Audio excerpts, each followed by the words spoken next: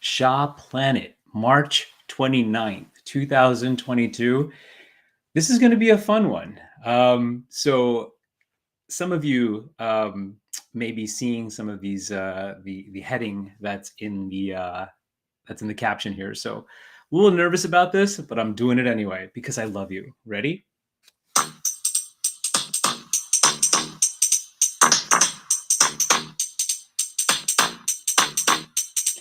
Now, this is a story all about how Chris Rock got smacked, but not knocked out.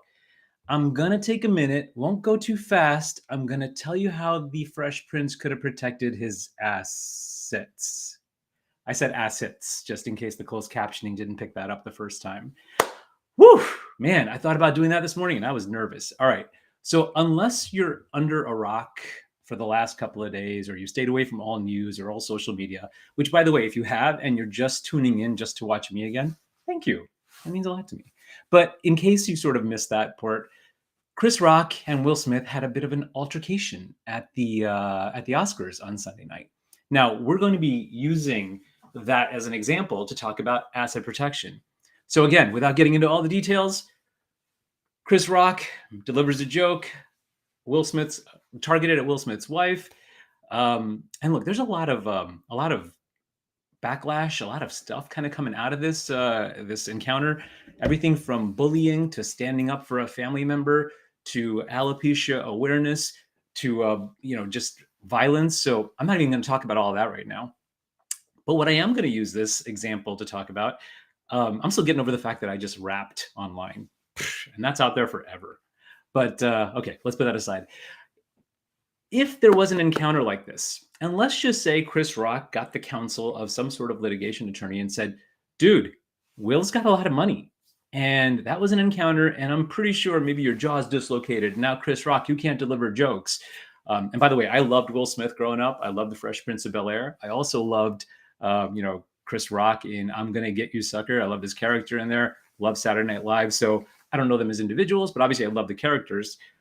As I'm saying. So this is not a reflection on them. But if Chris Rock can't deliver jokes and he can't work anymore, can Chris Rock sue Will Smith and try to get some money from Will? And the short answer is maybe, yeah. I mean, how many of us really have insurance that says, look, if you get sued because you smacked or slapped another entertainer who can't work anymore and they get a judgment against you, we're going to protect you. Not all of us have that sorts of insurance.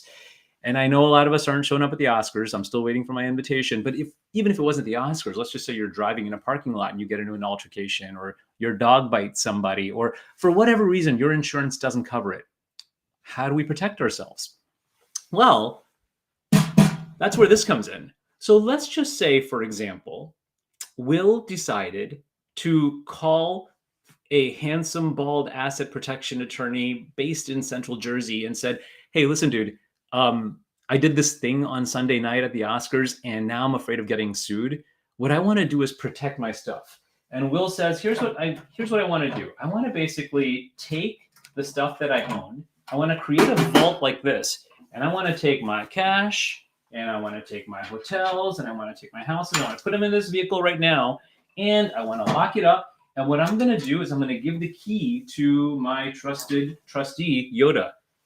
We all trust Yoda. Yoda's wise, Yoda's smart, and he's going to protect us. And now, listen, I did this thing on Sunday night, Tuesday, I'm putting my stuff in this vault, and I'm protected now, right?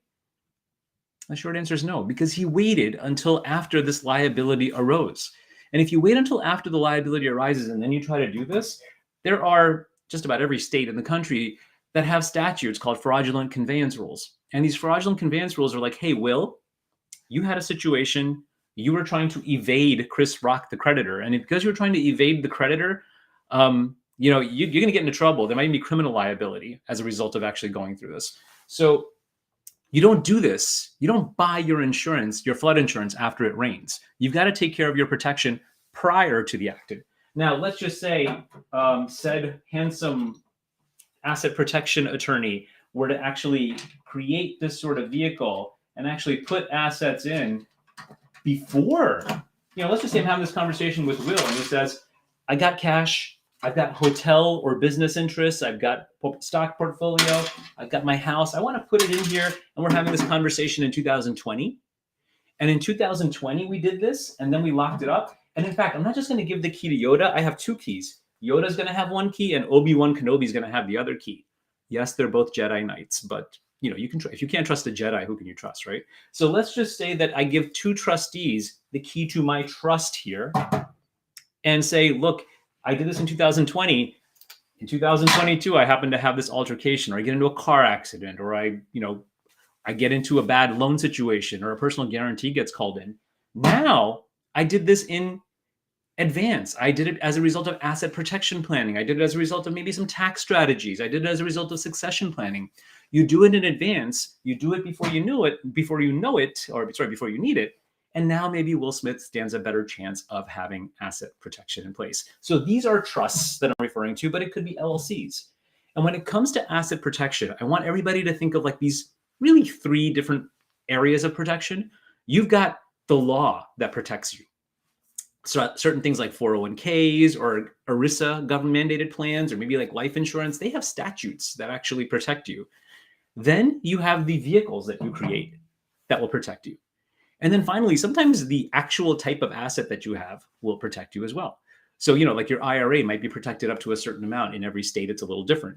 But an excess of a certain amount, or an excess of a certain amount of equity, you might not be protected. In Florida, if you own a home, you might be protected. So it's very nuanced. It's very different for every type of asset itself. So let's hope that things with the Fresh Prince and with our friend Chris Rock work out fine.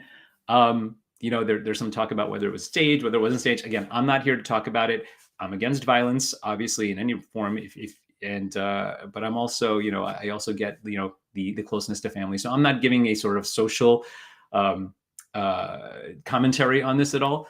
All I want you to know is there might be some asset protection elements that we can all learn from this entire plan. I hope this was helpful, a little entertaining. If there's anybody out there waiting for me to get discovered, or anybody concerned about me losing my day job or giving up my day job, I think we made it abundantly clear at the beginning of this podcast that I am not leaving my day job.